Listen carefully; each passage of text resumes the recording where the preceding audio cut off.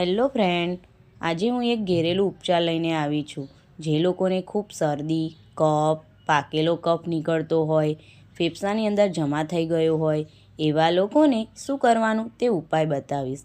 જમરૂક લેવાનું. જમરૂક કાચું પણ ન હોય, પાકું પણ ન હોય તેવું જમરૂક લેવું.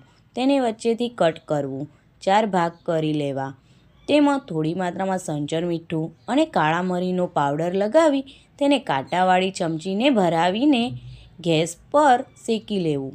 પછી આ જમરૂક શરદી, ઉધરસ, કફ થયો હોય તે લોકોને ખાવાથી મટી જાય છે અને જમરૂકનો સૂપ પણ બનાવી શકાય છે.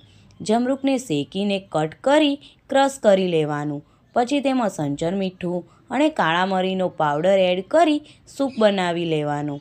આ રીતે તમે પણ ટ્રાય કરજો. આ વિડીયો ગમ્યો હોય તો લાઈક અને શેર કરવાનું ભૂલતા નહીં.